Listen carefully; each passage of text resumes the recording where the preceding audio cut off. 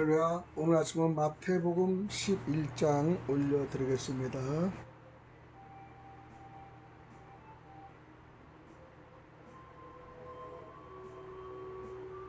11장.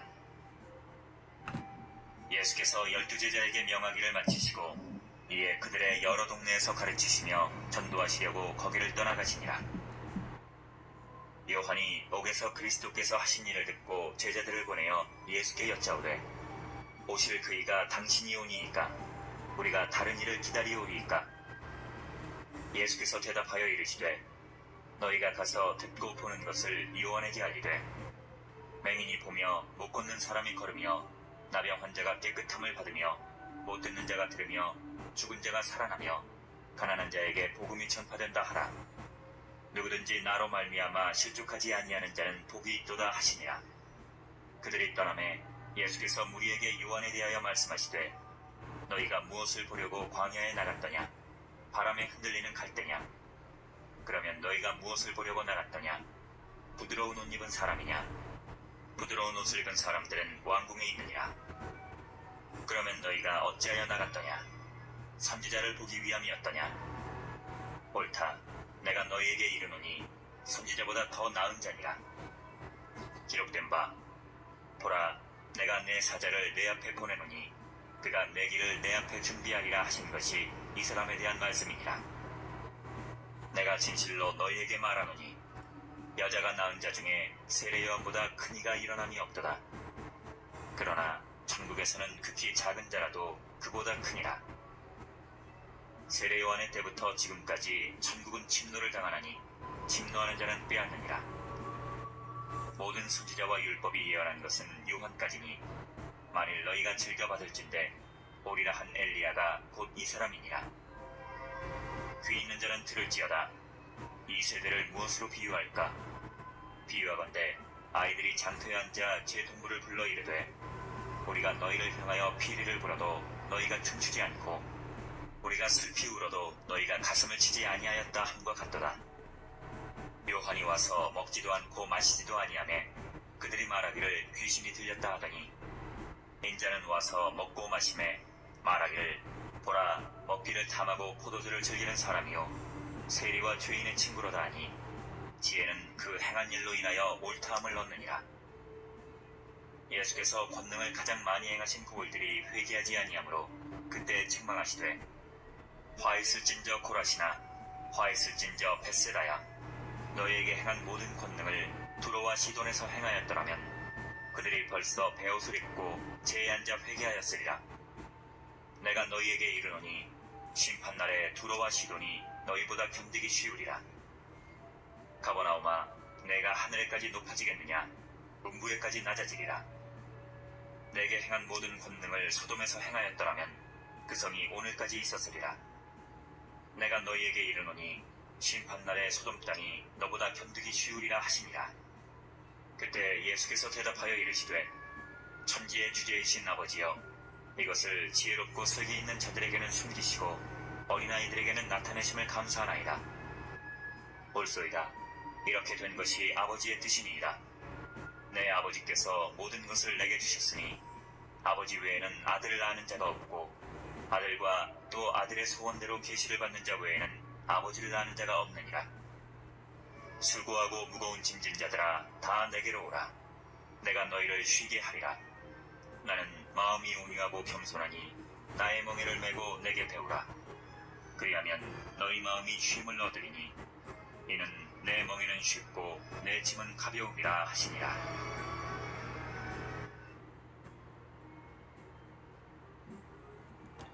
아멘. 마태복음 11장은 1절부터 30절까지 내용입니다.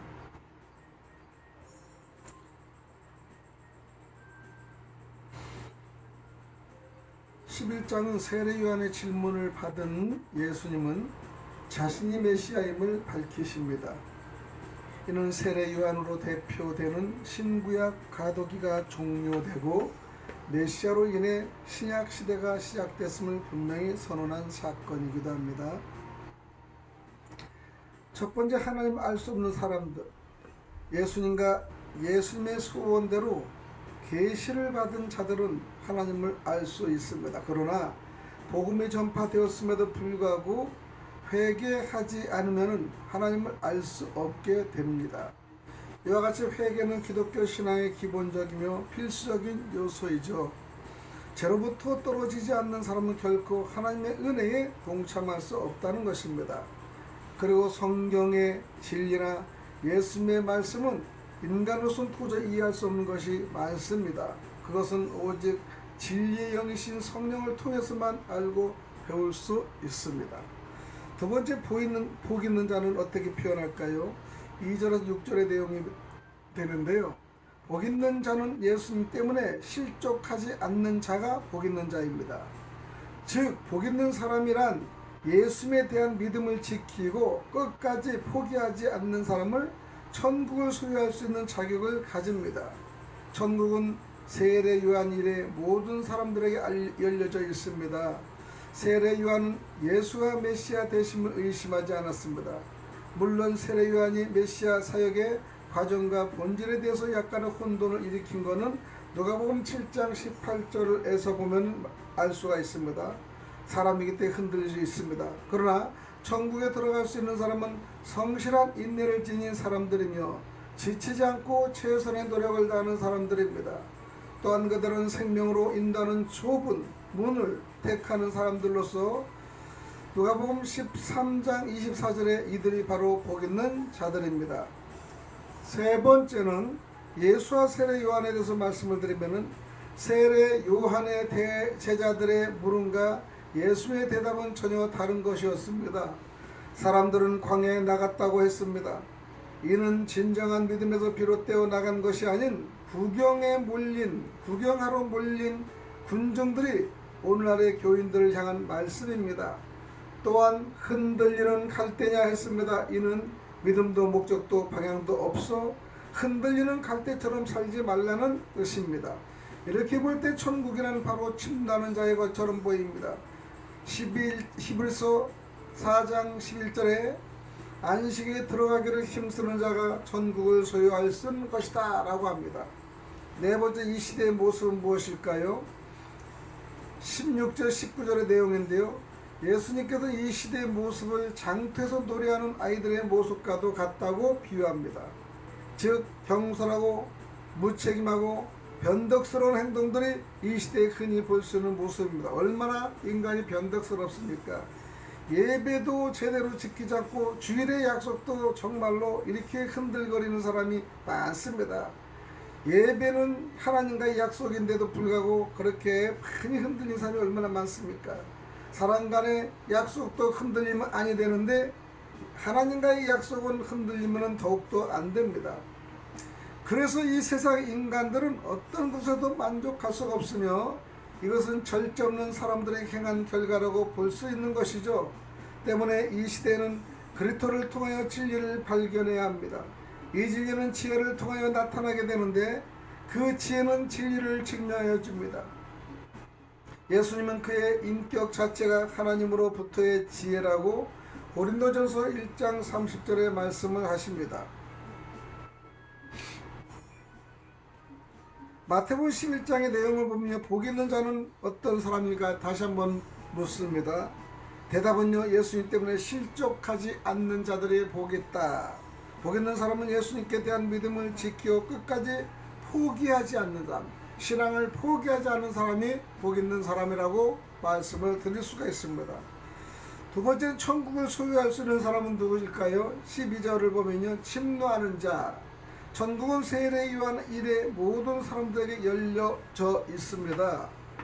그러나 그곳에 들어갈 수 있는 사람은 성실한 인내를 지닌 사람들이며 지치지 않고 최선의 노력을 하는 사람들입니다. 또한 그들은 생명으로 인도하는 좁은 문을 택하는 사람들이죠. 누가복음 13장 24절입니다. 세 번째는 예수님께서 말씀하신 이 시대의 모습은요, 16절에 17절에 보면 이렇습니다. 장터에서 놀이하는 아이들의 모습이다 얘기하는 거예요. 경솔하고 무책임하고 변덕스러운 행동들이 이 시대에 흔히 볼 수 있는 모습이라는 것이죠. 그래서 그들은 어떤 것에도 만족할 수 없고 늘 흔들리는 생활을 하고 있는 사람들입니다. 경솔한 자들이죠. 그러면 19절의 지혜의 특징은 무엇일까요? 우리는 지혜가 있어야 됩니다.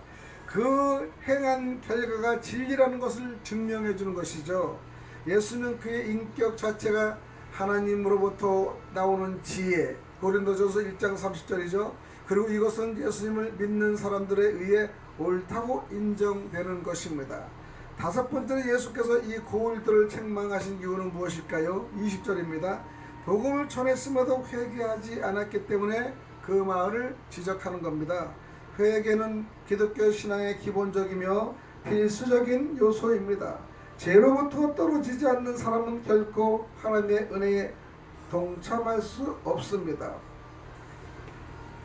하나님을 알 수 있는 사람은 27절의 내용을 보면 이렇습니다.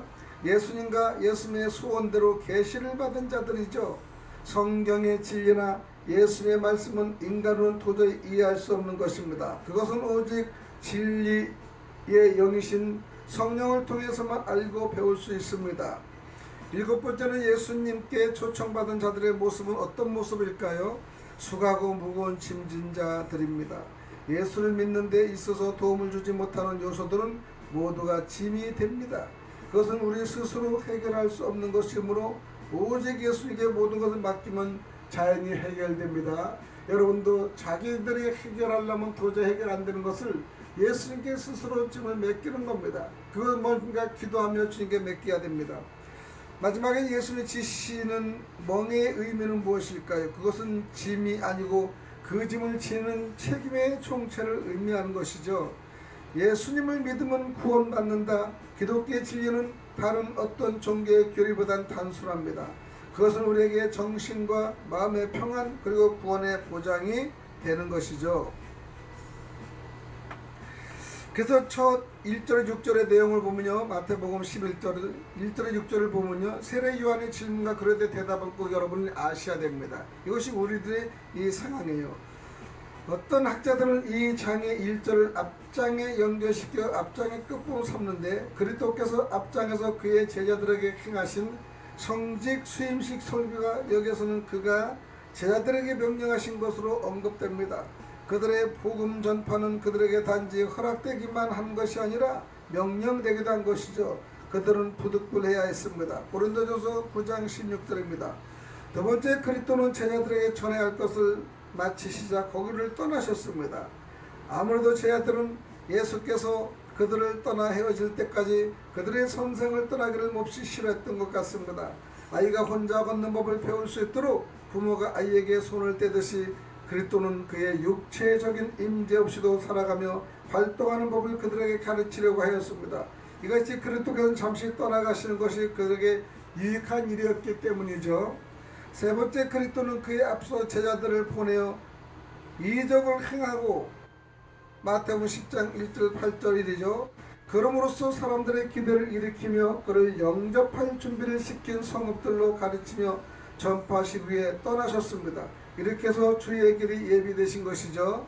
그리스도께서는 제자들에게 이적을 행할 수 있는 권능을 주셨을 때 그는 이적을 행하시는 것보다는 가르치고 전파하시는 일이 더 영광스러운 일인 것처럼 그 일에 정사하셨습니다.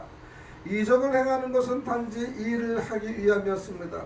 병자를 고치는 것은 육신을 구원하는 일이지만은 복음을 전파하는 것은 영혼을 구원하는 일이기 때문입니다. 그리스도는 제자들에게 복음을 전파하도록 마태복음 10장 7절에 명령하십니다. 그럴지라도 그 자신이 복음을 전파하는 것을 멈추지 않으셨다는 것이죠. 자신이 게으름을 피우기 위해 다른 사람들의 멍에를 씌우는 자들은 참으로 그리스도에 합당치 않다는 것입니다. 주일에 참여하는 일꾼들이 많고 그 수가 증가하며 우리의 게으름을 핑계하기 위한 부실이 되어서는 안 되고 오히려 우리의 큰 면을 자극하는 격려가 되어야 한다는 것이죠. 다른 사람들이 바쁘면 바쁠수록 우리도 바빠져야 합니다. 그러면 그만큼 행해지는 일이 많다는 것이죠. 그는 복음을 전파하기 위해 사람들이 많이 사는 동네로 가십니다. 그는 잡힐 고기가 아주 많은 곳에 복음의 그물을 던지십니다. 세례 요한이 그리스도께 보낸 메시지와 그에 대한 그리스도의 대답이 기록되었는데요. 우리는 앞에서 예수께서 요한의 고난을 들으셨다는 기록을 마태복음 4장 11절에 볼 수 있는데, 우리는 요한이 옥에서 그리스도의 하신 일을 듣는 것을 봅니다. 그는 옥에서 그리스도의 하신 일들을 들었는데 틀림없이 그는 그 일들을 듣고 기뻐하였을 것이다. 곤경에 처해있는 하나님의 백성들에는 그리스도의 하신 일들을 듣는 것보다, 특히 그들의 영혼 속에서 그 일을 경험하는 것보다 더 그들에게 위로를 주는 것은 없습니다.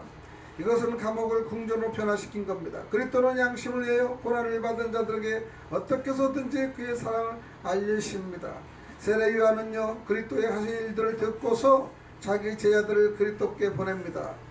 여기서 그의 제자들과 그리스도의 사이에 무슨 일이 일어나는지를 잠깐 보면요, 요한 제자들이 그리스도에게 제기한 질문, 오실 그이가 당신이니까 우리가 다른 일을 기다리니까, 여기서 요한, 세례 요한이 혼선을 빚죠. 이것은 진짜고 중요한 질문입니다. 메시아가 오신다는 것은 당연한 사실이죠. 그들의 말은 만일 이 사람이 그이가 아니라면 그들은 다른 사람을 기다리겠다는 것을 암시하는 것이죠. 우리는 오실 그이를 기다리는데 지쳐서는 안 된다는 것입니다.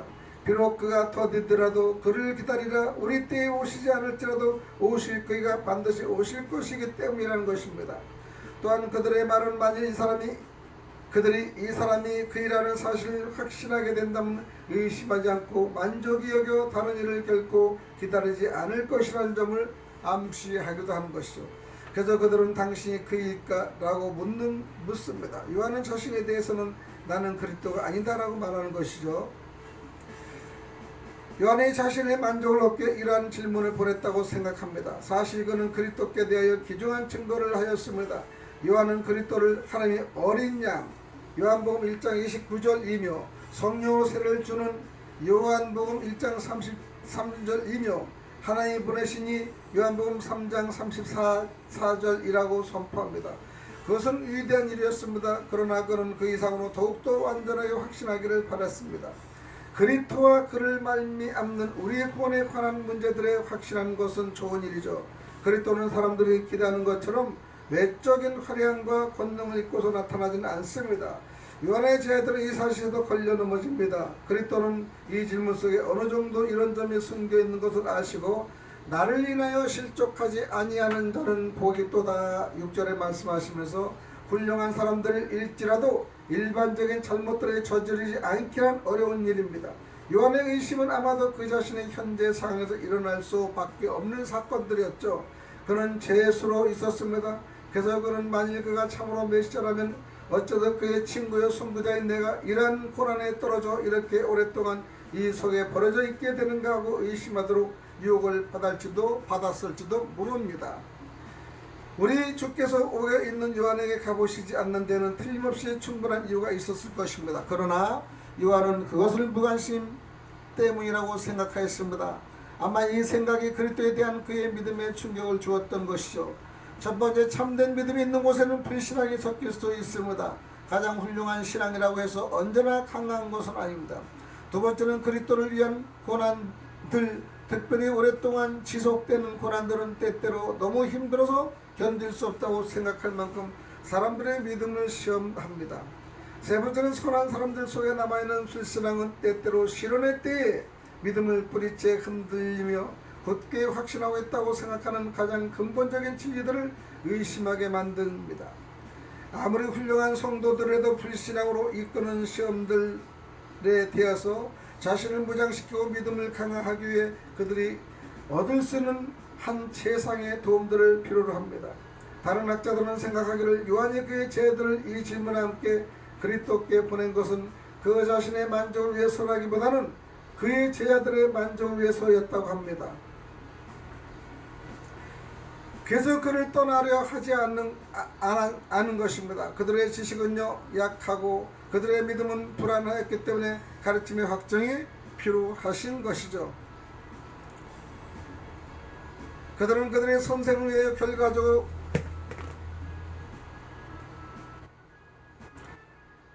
우리의 선생을 시기하기도 합니다. 그들은 예수께서 메시아이심을 인정하기를 싫어하기도 했을 마음일 것입니다.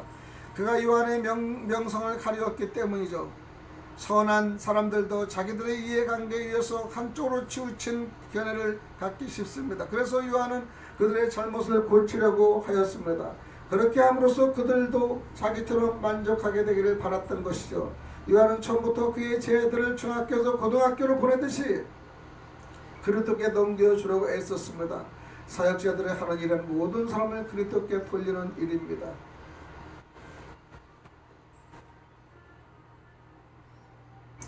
그렇게 교훈의 확실성을 알려고 하는 사람들은 그들을 이해시키기 위하여 오시는 그에게 전념해야 합니다.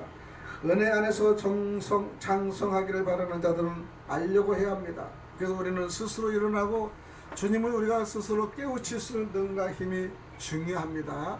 오늘은 그리스도의 신앙에 대해 세례 요한과 또 그리스도의 대답의 질문과 대답을 통해서 우리는 정말 잘못 흔들리는 신앙도 있었지만은 그래도 그 후에 깨우쳐 세례 요한의 제자들을 그리스도께 보내라는 그런 마음과 진정을 알 수가 있는 겁니다. 그리고 여기에 있는 그에게 빨리 면담을 하지 않은 것도 꾸준한 견딤과 고난을 겪으로써 확실한 그 신앙심을 잃지 않기 위해서 더욱더 확고한 신앙을 알기 위해서 여러분도 고난과 시련은 분명히 있을 줄 믿습니다.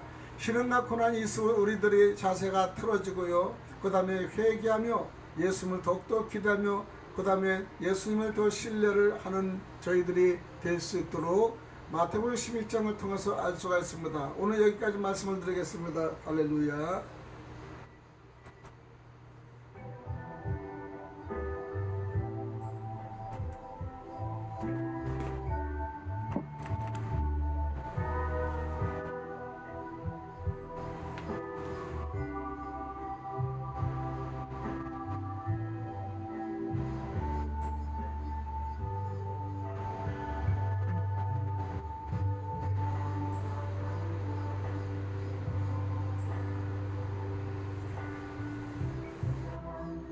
이해하지 못하고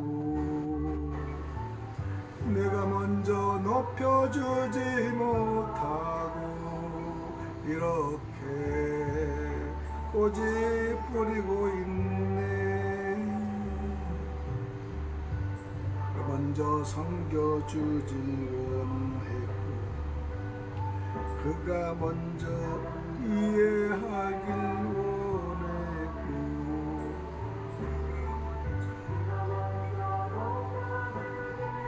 했네. 나는 어찌된 사람인가. 오 추악한 나의 욕심이요, 오 서글픈 나의 자존심이요, 옛나의 이쁜 사랑을 말하면서 왜 나의 마음은 너를 말하면서 왜 내가 먼저 젖을 수 없을까. 왜 내가 먼저 손해볼 수 없는가.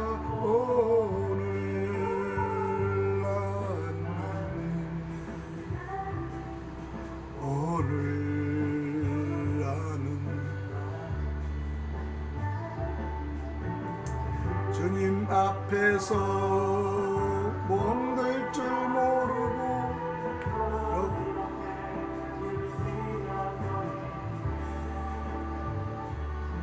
어찌할 수 없는 이 마음을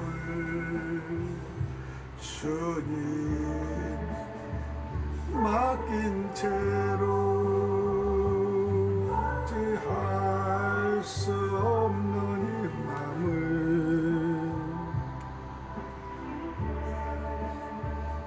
맡긴 채로